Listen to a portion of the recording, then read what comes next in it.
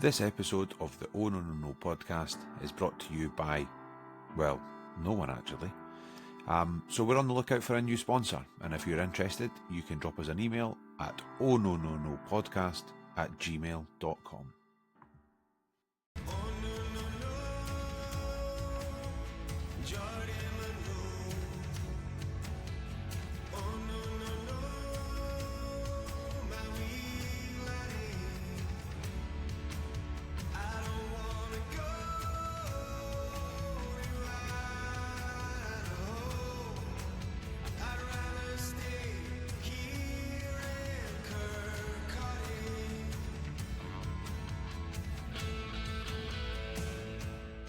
Hello and welcome back to the Oh No No No podcast, where tonight we're looking ahead as Rovers go into the Lions' Den. Livy are unbeaten so far this season, so the big question is, can Neil Collins finally get that elusive away win? An away goal would even probably be a start at this point. I'm your host, Robbie Weir, and tonight I'm apoplectically raging to be joined by Scott Fleming after our argument on the weekend. How you doing, Scott? Yeah, I'm not too bad. You're never going to get everybody agreeing with everything, otherwise the world would be boring. So I know. No, all good.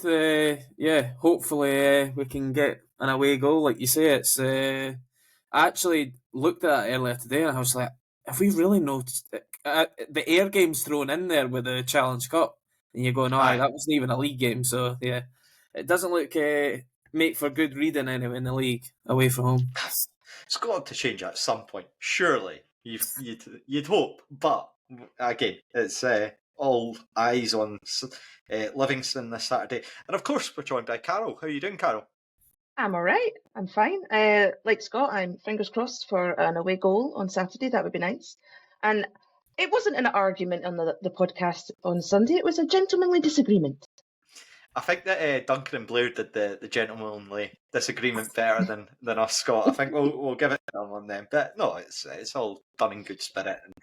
And we'll jump right into it. So obviously, again, we make the trip along the M8 to Livingston on Saturday. Scott, just to start with yourself, without being disrespectful, Livingston doing surprisingly well this season. They're tucked in just behind Falkirk, maybe gone a bit under the radar, but they're still unbeaten. What have you made of them so far? I mean, to be fair, I think Livy have kind of went about their business as I thought they would. Like, especially with the signings they made this year and the players they kept. I mean, and obviously Martindale's still there as manager. You're never going to see a flashy-looking Livingston whilst Martindale's in charge. He's just kind of your sort of get in there, get the 3 points and get out of there sort of guy. And to be fair, nearly every sort of game that they've played in this season has either been they've scored early and just shut up shop, or they've kept it tight and then scored late on and won the game. I think the only game that they've won by like more than a goal, I might be wrong with this, but I'm pretty sure the only one is the home game against Hamilton when they won that pretty comfortably. So, I can see it going to be another difficult afternoon for us because our record in recent years isn't great there with all the Scottish Cup ties and everything we've played there, but they were also in the top flight at that time, so they maybe had a slightly better player or whatever on their books. But I think I quite like a lot of the players in the Livy team. Like, to be brutally honest, like I genuinely think that their midfield is actually. Folk will say like Spencer and Tate are better footballers, but if you're going for efficiency and what I'm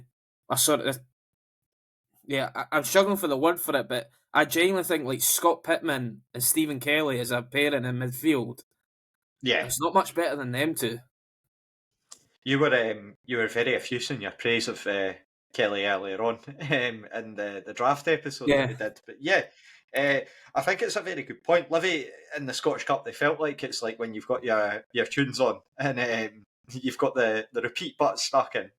You just keep forgetting to turn it off. It just started the same song over and over again. Gone about very, very well. I know that the sort of discussion among their fans had been that Martindale had initially got them sort of like keeping games tight, as you say, and then they see it over the line, get a win, and then they've changed that into like really good first half performances. Second half they maybe tail off a bit, so they're really the opposite of us in that they're just looking to turn it into the complete package where they can do it over two halves, whereas we're looking to get off the mark in terms of away games, as we've touched on before. Carol, just in terms of the stats for Livingston, they've scored 12 goals this season, and I think the real standout ones that they've only conceded 4 goals so far. So yeah, what are you expecting on Saturday aside from a tough game? Not a lot of goals. Not expecting a lot of goals. I don't think it'll be a high-scoring game. Mm-hmm. I think I agree with Scott. I think they're just a team that's there to shut up shop and get the job done. There's no fancy football. There's nothing going to be spectacular. It's just get the job done. Either score early and sit back, or hold and get them on the last 10 minutes, because they are a solid team. They have on the stats side. They just look like they're going to score. So you've got to stop them scoring. I think it's obviously it's a tough game to go into from Rovers' point of view, given the form that we've been away from home. I don't think anyone can really shy out away from it, and I don't think it's been negative to sort of say that. I think that on our travels we've put in some really poor performances, unfortunately, so far. Again, you've got to caveat that there's been a couple of sendings off in there. You look at the opening day as well, where we finished the game with 10 men through injuries. So really, look, to be honest, Falkirk came to Starks Park. They were on a huge sort of run of form where they'd been really, really successful in terms of just maintaining that unbeaten run, and we ended that. So again, you're really looking for that sort of, to channel that sort of spirit, to be able to go to Livingston, end their sort of unbeaten start to the season, and hopefully that will put us on the front foot. Scott, just to come back to you, across the Championship in general, big game between the rivals are Falkirk and Dunfermline. There's no way we're classing that game as a derby. And then you've got Airdrie. Classed as a derby, just out of sheer curiosity. I think it's just purely it's no too far away. Their supports. Aye. But aside from that, yeah, Airdrie are hosting Ayr, and then you've got Morton visiting Accies, who are the two teams that are just directly above us. So again, within the league, do you think that makes it quite important to get a good result on Saturday, given within the league you've got all these teams about us, either going away to teams that are so high up in the league, or just in general, the two teams above us playing each other? I mean, it's the same story every week in the Championship, because like everyone plays everybody 4 times a season. Like, it's a case of when it comes to how the league plays out, and you get like teams that are up the top, and then they go and end up playing the teams at the bottom. 10th can beat first on any day in the Championship. It doesn't really matter. Like, this league is kind of bonkers at times, but I think for us, I mean, to be honest, you either every week going into it, you either want it to be you go in and win, and all the teams around you lose, or that it's 5 draws. And then you're not, nothing changes. So it's kind of, that's how I'm looking at it and going into this weekend. If we got a point at Livy, it's a good point, considering they've won 3 out of their 4 home games, and then they've only drawn the other one. I think if we got a point there, definitely a good point. Actually, it might come back to bite me, but I really don't think it will. I think Falkirk could take 5 or 6 off of Dunfermline this weekend. I genuinely think that could be a right scudding. And then, yeah, Airdrie, you're hoping probably get beat as well. They're playing Ayr, but Ayr seem to be on a bit of this sort of Championship form where it's just they've started brilliantly and they've lost a couple of games.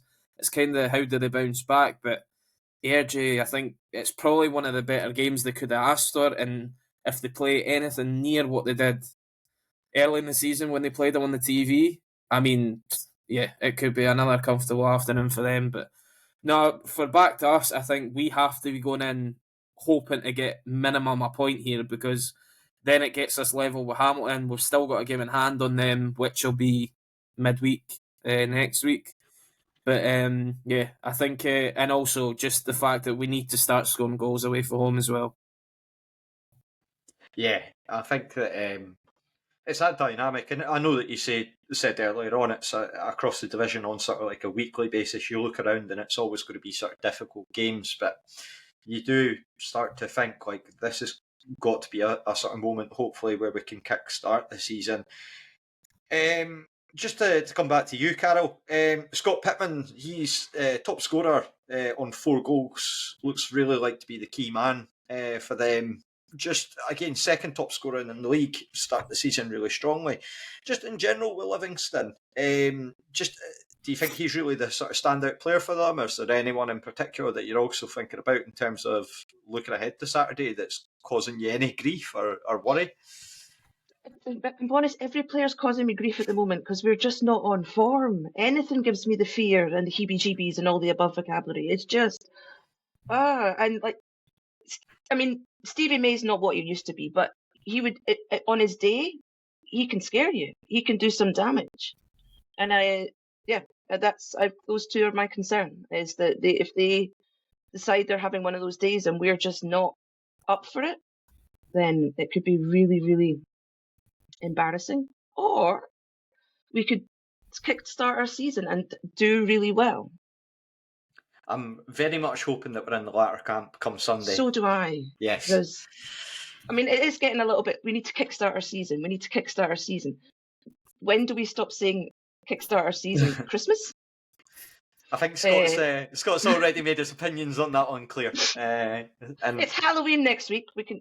Are we going holidays? Are we going to incorporate Thanksgiving and give us November? Because it is starting to get a little bit close to that. Burns Night's a great time of the year. Well, we'll turn our attention more to Rovers-related questions. Scott, again, Cody David, he's obviously had another week of training under his belt. The club were quite keen to focus on that sort of in the social media side of things. Do you think that adds a bit of an interesting dynamic now that there's a bit of a pressure with him sort of actively sort of stating he wanted to be a number 9, put into that role? What are your thoughts on that situation? Do you think it's maybe going to be a bit too early to get him in to the games, or what are you thinking with this one? To be honest, I expect him to be on the bench on Saturday. I think Hamilton, as we said on the podcast on Sunday, his all-round game was absolutely fine. It was better than fine on Saturday. Mm-hmm. It was just his finishing was just shocking, like, quite frankly. He missed 2 like decent, 1 very good chance, and then obviously he took his penalty well. But yeah, it's we really could do with Jack taking a couple more of these chances to just give us a chance in games. And the fact that we're not scoring away from home, yeah, we really need him to start burying stuff. But I think I keep thinking maybe I don't think Jack Hamilton's got to the point where he's comfortable in terms of knowing that he's unlikely to be dropped, because I don't think that's the case at all. I just think that maybe just that sort of other person pushing now will just give him that little sort of, just switch him on that little 5% more, just going, well, I really need to buckle down and make sure that I am scoring, because he's now going to get to the point where if Corey David then gets another week of training and starts getting in the sort of manager's eye of the lineup, you start then thinking, could he change it up? I mean, we've not even seen this boy yet. Is there even a chance that you could play the two of them together? I don't know. But it's just going to be a case of, I suppose we'll probably get maybe 20 minutes out of him, I think, off the bench on Saturday. And if that's the case, let's just see how he gets on. And yeah, I said when we signed him, he's a sort of wait-and-see player, because we really have seen very little from him. Yeah. I'm a legend by scoring a last-minute away goal winner. I mean, no pressure on him at all, but do that on our recent form and he will become a legend. It could also go the opposite way, but yes, we've seen that before with other players, but we're fully backing our new man to be going in the opposite direction, shall we say, put it that way. Carol, just to come back to you, Dylan Easton, obviously, as we know, misses out through suspension. Don't worry, Scott, we'll not go back into that one. But Sam Stanton, really good opportunity for him to make his mark again, just to remind everyone why we know and love Sam Stanton in that number 10 role. Yeah, no, this is a I mean, it's possibly a forced opportunity because Livingston is going to be in the stand. But yeah, no, I think it's a good opportunity for us to remind everyone why we know and love Sam Stanton, to show why he was one of the best players in the league last season, to come back. And I mean, you're not expecting him to come back in and be top form from the start. But yeah, I think it's a good opportunity for him to at least get in the manager's eye, because he's not played for Collins. No. I think he's played a little bit. He played down at Ayr in the He's not started, Challenge Cup, and obviously, yeah, he's not started. I think not started is probably the best way to put it. Yeah. So yeah, I think that it's almost, to a degree, it's almost understated as to, like, you forget that Sam Stanton was in that position where he was Player of the Year last season to a degree. Like, it's almost been like people have been quite quiet about him coming back, when it should actually be a really big deal that we've got him back in the squad. And it just kind of does feel to a degree that it's flown under the radar. Again, an ex-Livingston player. So to that point as well, hopefully, but we've got about 5 of them that are going to be potentially in the squad. So fingers crossed that might lead us to scudding them on Saturday. Just to go to yourself, Scott. Now, again, with the sort of situation that came about on last Saturday, we had some players like Kieran Freeman, for example, who was fit but still missed out on the squad just due to the numbers on the bench. Do you think that Neil Collins maybe has a bit of a headache now out wide in terms of his options as to who he'll go for, and whether he changes it up or sticks or twists? What would be your sort of thoughts on that? And just as well, do you think that if you are making changes, do you think that Lewis Gibson's maybe at the top of the list to come in after sort of missing out through illness in the last match? I know that there have been quite a lot of people sort of clamouring for him to come into the team, maybe not had as many opportunities under Collins. Yeah, I mean, like, as we've been saying, now the issue that the manager's got is not a case of who does he put on the bench, a case of, like, who's he going to leave out completely of the squad? Because, like, we're now at the point where we're probably putting 2 or 3 boys in the stand that can't even get into the squad. So, it's a good problem to have, the fact that we've got that much options now. But, yeah, I mean, when I was looking, when we were doing my lineup earlier, I think I had, like, 4 wingers or someone on the bench. I'm like, how many wingers have we actually got on paper? Like, it's ridiculous. Or wide midfielders or whatever. But, like, we've got so many guys that can play out there. It's going to come down to what formation he wants to play, generally. Because, like, I mean, we could have 6 wingers if he fancies going with a different formation to a back 4. So, yeah, it really... Yeah, I'm not sure what way he's going to go, because part of me is actually thinking he might go with a back 3 this weekend, just purely down to get a little bit more size into the team. That's the only thing that I think that he could do. Other than that, I mean, I thought we played fine last week, so I really wouldn't be tinkering too much with the formation. But if he did say, right, I want a little bit more size in the team compared to usual, just because we're playing Livy, who have got quite a lot of bigger guys in their team, I think, it's a tough one to call, but I think it's just a case of let's see what he does, I suppose, at 2 p.m. on Saturday. In terms of your second part of the question, I think the fans would like Lewis Gibson to be getting more game time. I'm not so certain that the manager is... obviously, we don't know, but I've got a feeling that I'm not sure the manager's got him top of the list to be coming in. I think the fact that he literally hasn't featured in the league since the Pars game, and even then he came on when the game was pretty much done.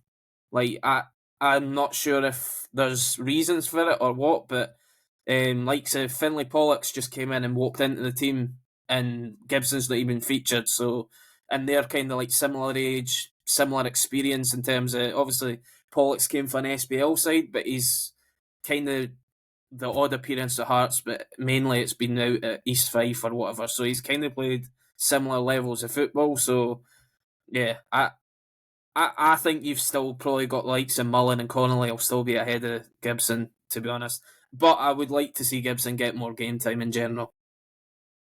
Yeah, I think that's probably a sort of common viewpoint now among sort of the fan base. And I know that we've sort of spoken about it at length, just in terms of, I think that game at East End was, again, it was nobody covered themselves, really got the opportunity to cover themselves in glory, I should say, because just the sort of circumstances when you're down to 10 men and that sort of difficulty that you're chasing a game, and there's always an extra man for them, no matter sort of the circumstances. But yeah, as well, I would hope that there is the opportunity there for Lewis just to be able to work his way into the team and to show what he can do, because we have seen some impressive displays so far. And that's, again, the other guys, while they do have experience, there's the sort of directness there, I think, from Gibson's really sort of lent himself to the support in terms of how he's perceived and what people think about him. So yeah, I think I would say that it's a bit of a conundrum myself as to how he does go with it. But then, to go back to one of the points that you did make, it's really hard to tell whether he's actually going to stick or twist. I mean, Carol, I'm just going to check with you. So what's your thoughts on back five of it all, or back three of it all? Where are you sitting with that? Are we going to make it a unanimous one across this podcast that we're all sort of saying just leave the defence as it is? Because that's where I'm probably sitting. I don't know. I mean, it is difficult. It is. You could open it up and, like Scott says, and completely change formation and have more wingers in the team. But then, if it ain't broke, don't fix it. But is it not broke? Does it need changed up to make it a little bit more competitive in the squad? Mm-hmm. I mean, I thought we played all right on Saturday. I think I wouldn't change much other than the forced change of Easton. But yeah, no, I'm sitting up. No, back four. I'm going to go back four. Don't change it to back three. It's too risky. It's too risky. Can't afford to lose anything. You've curried favour with Scott there, so he's he's obviously very happy to hear that news. Yeah, it's. I mean, if you're going to an away game against Livingston, who've got a really strong defensive record, you do wonder how forced changes will be in terms of any sort of formation, whether he's actually just going to stick after the display that we did put in. Because against Queen's Park, we still did plenty going forward, I felt. It wasn't one of those games where we didn't have any opportunities or we were limited. I think that you could come away and you could sort of say, like, really, Queen's Park were pretty lucky to get what they got out of the game. But again, you can't keep saying that for every game that you play. You really need to get points on the table at some point. So yeah, just to move on to the next point, Scott, just with that in mind, the sort of performance recently in the last game against Livy, do you think there's maybe a chance that we're, maybe from their perspective, that we get underestimated, or do you think that David Martindale's too long in the tooth for that sort of nonsense, but maybe from their sort of fan base that they might sort of overlook how Rovers are? Yeah, I mean, I think Martindale, known sort of when you hear him in interviews, and you've seen him on like the Open Goal podcast quite recently as well, I don't think he's the sort of manager that's happy to let his guys just saunter into games thinking they're going to win, because I'm pretty certain they'll be subbed off pretty quickly if that's the case. He's a sort of guy that just clearly takes no shit for anybody and just goes, you're either playing my way or you're not in the team, basically. So yeah, I don't think from their side of things, I don't see them underestimating us. At the end of the day, I still think there's a little bit of a target on our back for last season for a lot of teams. I know Livy weren't in the league, but I do think that a lot of teams are starting to think, oh, this is much better, that we're getting the better of the Rovers after the Rovers, for most teams, got the better of them last season. So I think some clubs are enjoying the sort of the turn of the tables this season, but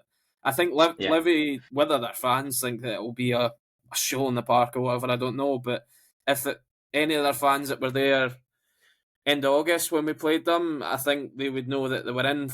They had a pretty close game with us, and it was just the fact of a last minute bit of howler for Kev. But I mean, other than that, it was a pretty tight game. And again, I think it'll be the same. I could see it just being a goal, to be honest.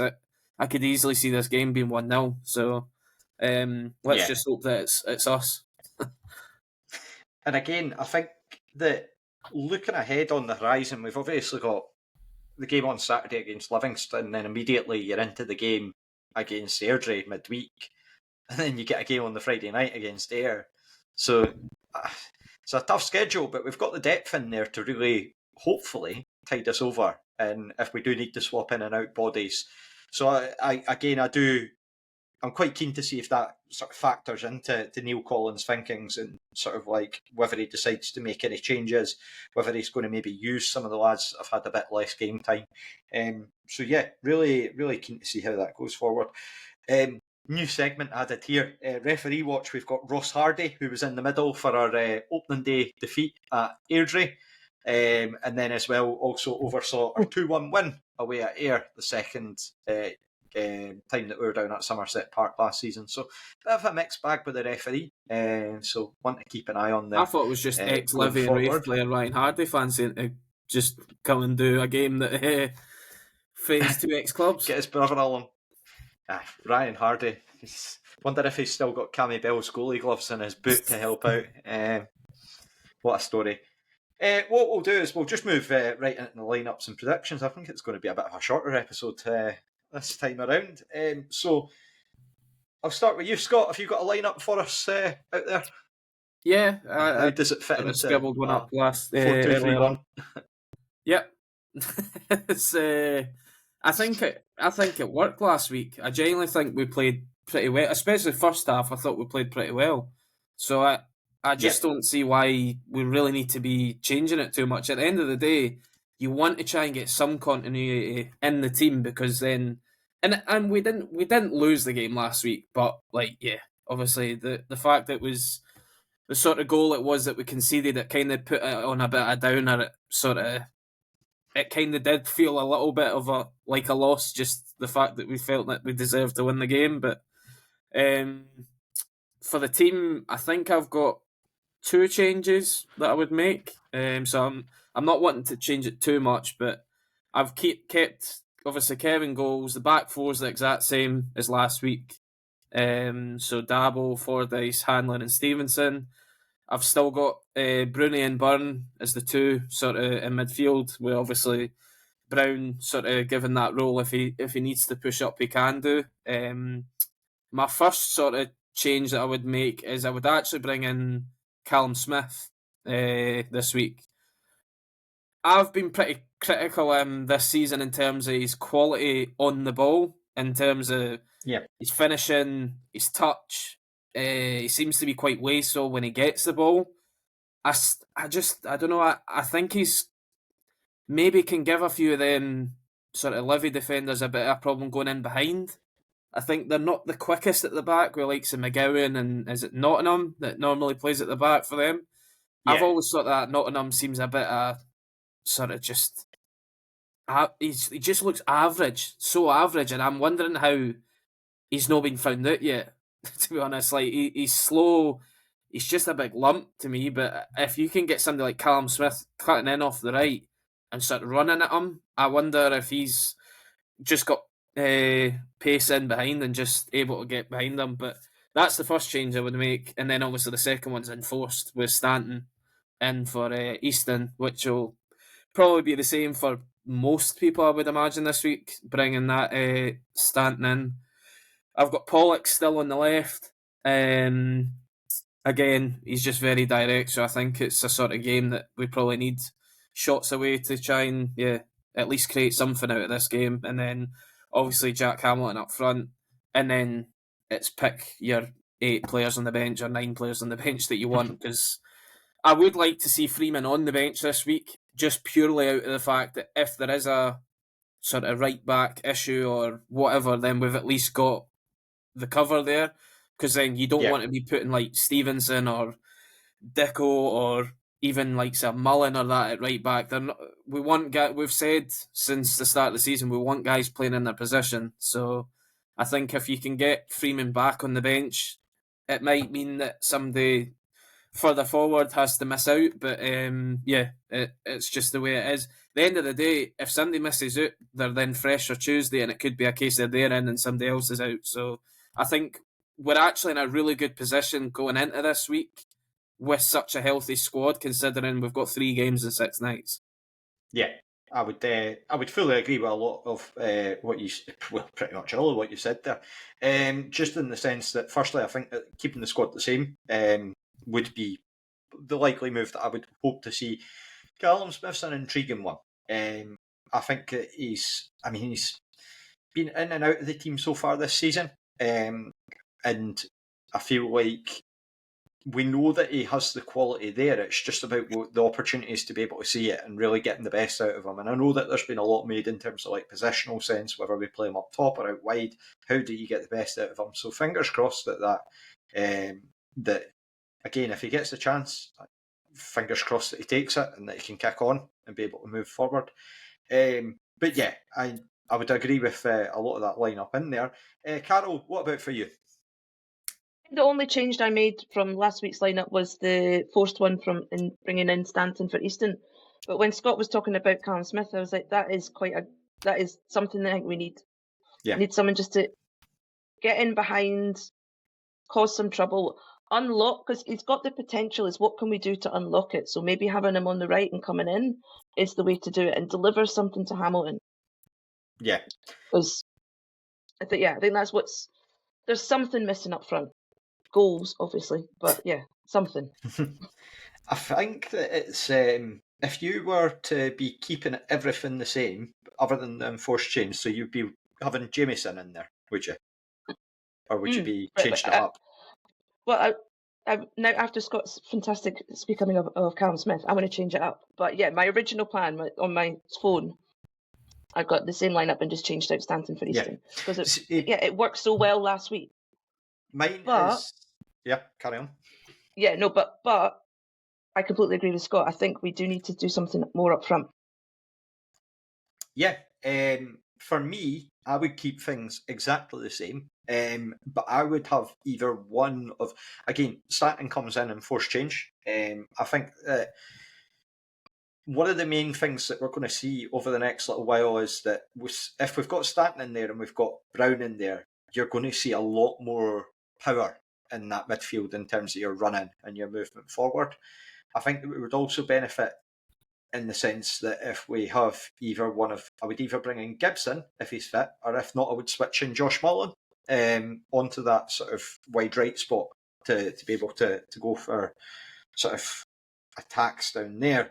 But yeah, generally, I'm much like yourselves. I'm relatively optimistic. I think that the performances have been improving. I think that I'm just hopeful that we can go there and get off the mark in terms of the away performances, because it has been the one of the areas that's sort of raised a lot of questions. So for yourself, Scott, have you got a prediction for Saturday? We've not done a predict. What I keep doing is when I'm hosting these podcasts, I'm really, really notoriously bad now for. I'll take the lineup and I'll say we're doing predictions as well, but I'll completely forget about the prediction part. So I'm getting predictions this week. What's your score prediction for this one?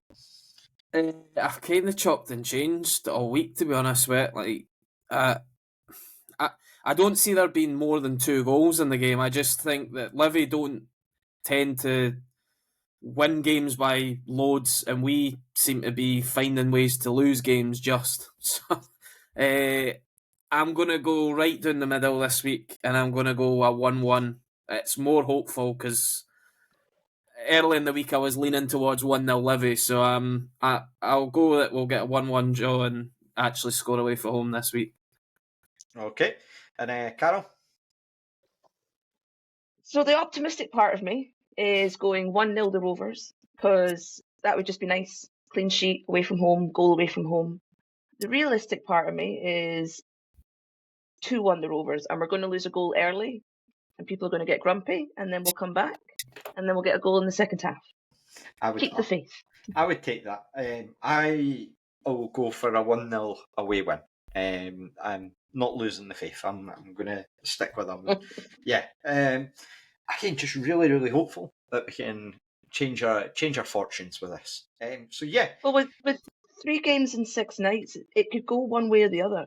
And if we start off with a crap game on Saturday, it's going to put a lot of pressure on Tuesday night, and Friday night's just going to be awful. It could be a long week.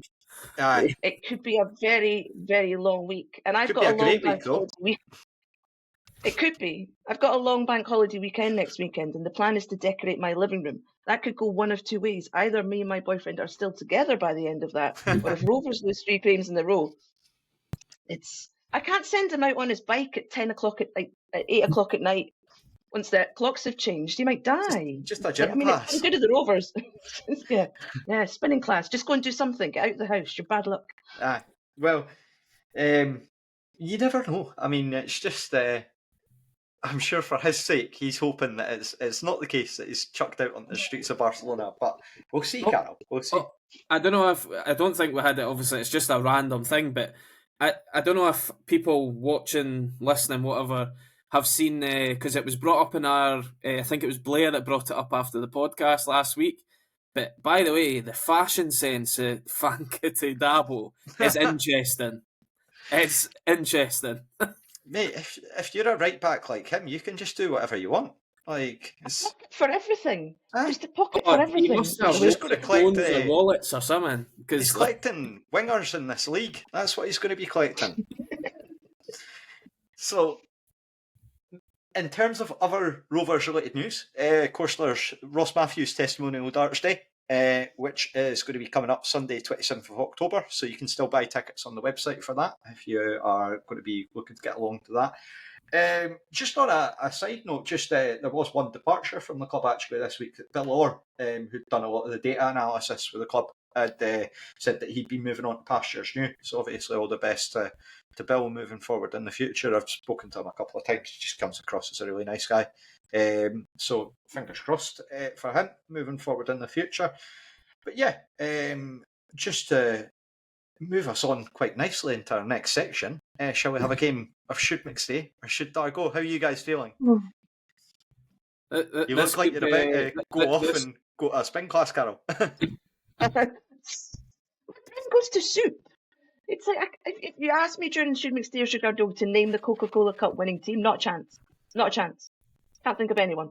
So, yeah, it's going to be fun. So, no pressure, Scott. It's all on you. Yeah, I just hope it's nobody that's even close to early 2000s, because otherwise we could be going to about Clue 10 or something. You'll soon find out. You will soon find out. Okay, so I've got 6 clues here related to past or present Rovers player. So we'll kick off with number 1. I was born 30 days before the Coca-Cola Cup final. Born 30 days before? Yes. You're either counting using your fingers or you've decided to pick up air guitar there, Carol. 30 days back from the 27th of November is what date? Okay. We got any opening bits? Right. That makes him So he's 30. He's probably just turned 30 then. Yeah. Yep. Definitely just turned 30. Yeah. Birthday today? No, well, he's about to anyway. Yeah. I wonder if it is maybe a current player.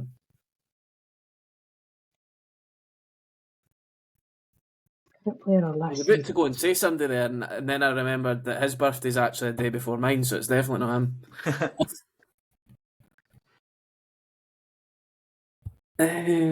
Right, who's about 30?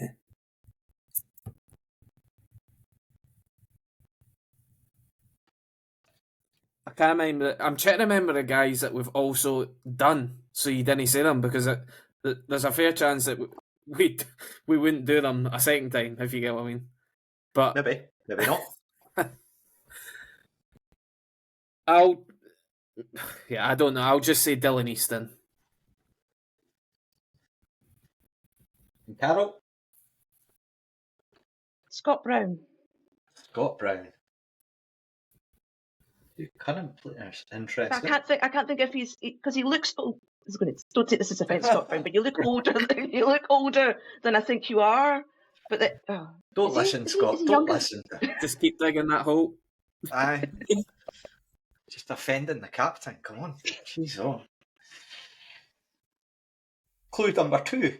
I am a centre forward.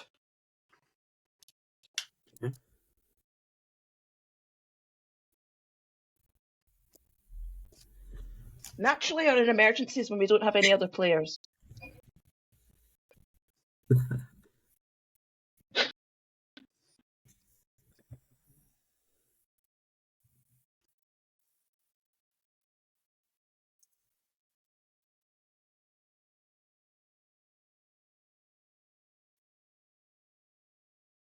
Yeah, I'm struggling here already. Striker that's 30.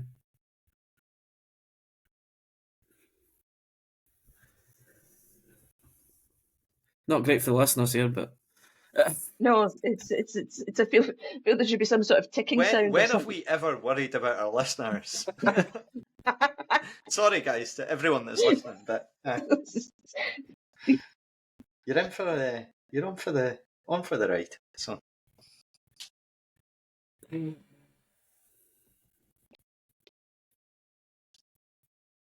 it could be someone who we had really young and then have moved on. yeah, I don't think it's not anybody. I don't think like on our book now. I'm ruling out anybody on our books now, or even okay. I would say even last season as well.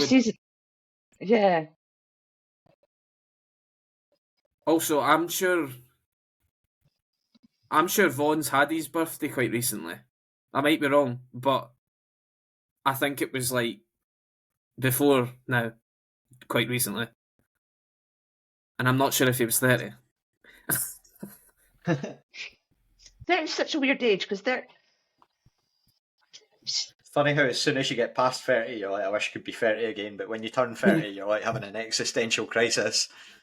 Or when you listen to football commentary and it's like he's past it and he's 32 and you're like, that makes me feel fantastic. That does. It's just wonderful. I've now got to the point I'm forgetting that we've even had strikers before. Like, I'm trying to think of guys that have played up. When was the last time we had one? He just remembers Gordon Dale and that's it. Everything after is like a blank.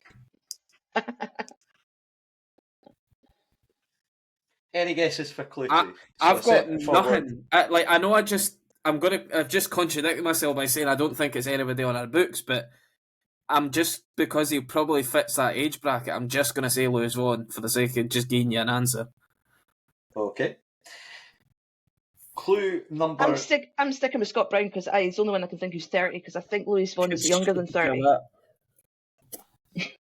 Right, okay. Embrace my inner Les with the next clue. Oh, God. I share the same surname as the most played artist on British radio between 1984 and 2004, according to Wikipedia. What? Share the same surname as... the most played artist on British radio between 1984 and 2004.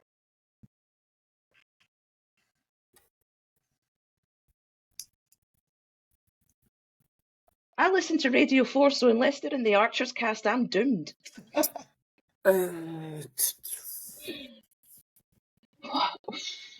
See, I've got a feeling that like somebody like my dad will be good on this question because he's just music daft. Like he knows everything about the music.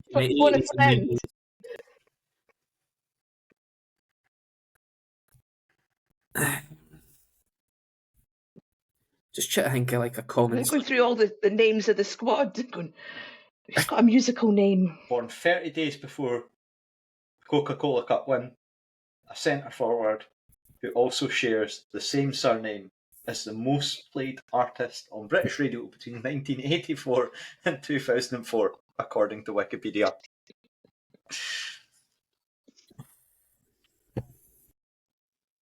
I don't even think ChatGPT could answer that question.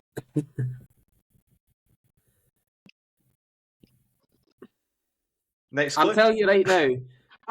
I know because he will watch this. I guarantee you that my dad's got this on this clue. Well, if purely Mr. down to Flynn music. I'm going to be buckled if he has. It's going to be absolutely tremendous.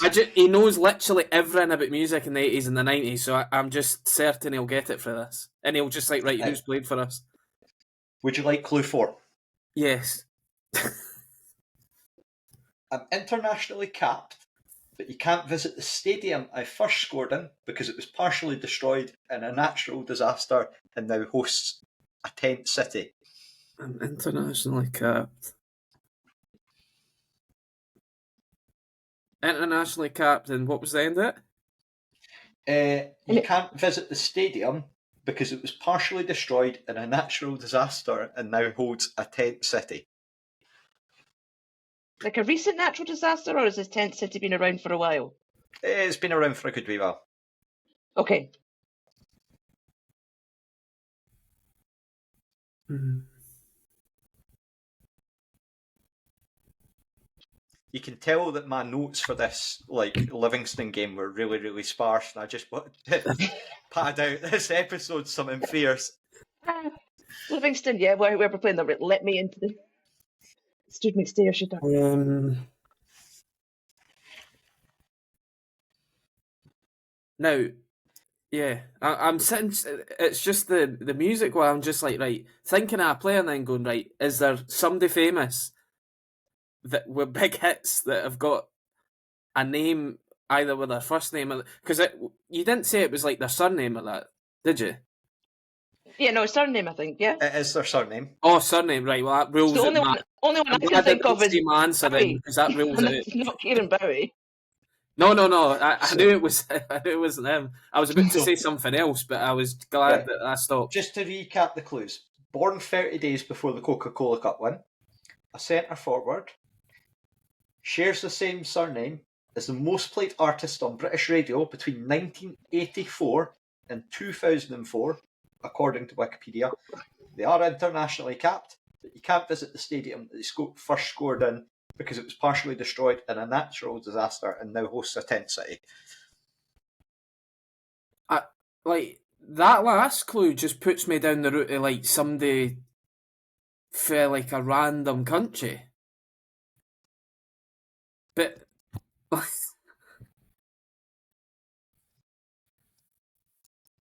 Would you like your next clue? Yes. Scott, are you wanting a guess, sir? I'm just trying to think of these guys that have came for like Take it bizarre back to the countries. basics. An internationally capped 30-year-old. Yeah, I don't think I'm going to get the name that. Right, okay. My former clubs include, of course, Raith Rovers and Livingston. I currently play outside the UK with a club who also have a futsal and water polo team For goodness sake. in Malta. The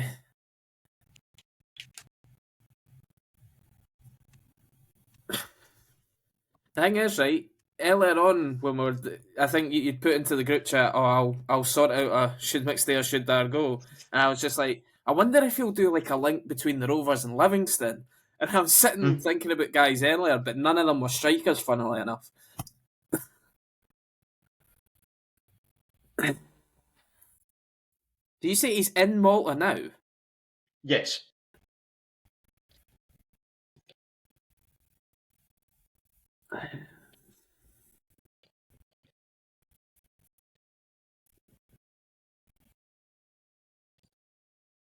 Carol's got her finger in the air. What are you thinking, Carol? Talk to me. I could tell you somebody that's played in Malta, but who the hell's the artist? Who's James Brown? He's not a striker, James. though. No. I mean, I'm still stuck in the music. at least We're got, gonna at least got an artist name. Mhm. Like, Bear in have mind, you ever heard of that famous singer, Manny Suku? bearing in mind that their stage name might be different to their full name. Oh, and that's not fair. Yes, it is. That's not in Welcome the to rules. Smost. I demand VAR. So, to recap again, They've got to have played with Livy, I know, that's the thing. yeah. So they were born 30 days before the Coca-Cola Cup win. It's a centre forward. They share the same surname. It's the most played artist on British radio, more associated, just to add to this, with the 80s. between 1984 and 2004, according to Wikipedia. They are internationally capped, but you can't visit the stadium that they first scored in because it was partially destroyed by a natural disaster. Manny Duku's not been capped, so... And Manny Duku's, you could probably term him as a natural disaster. But maybe a bit harsh. After the first 10 games. Aye, after the first 10 games. Yeah. And yeah, they've former teams include Raith and Livy, currently playing in Malta for a club who also have a futsal and water polo team. That's his only 2 clubs in Scotland? Yes, only 2 clubs in Scotland. No other clubs in Scotland.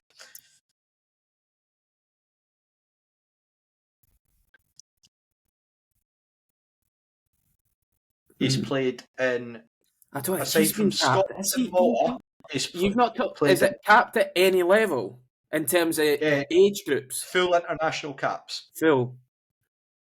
Nah, I don't think he's been capped then. Who was your guess? Matty Poplatnik. Matty Poplatnik. Was not the famous music star of the 80s. He's a striker that's played for both us and Livy. Aye. Right. Clue 6, and this is by far and away the more straightforward of the clues. Oh, for goodness sake. I scored just 2 goals for Raith, both in front of the South Stand, and I think it was 2016, against Rangers and then Hibs.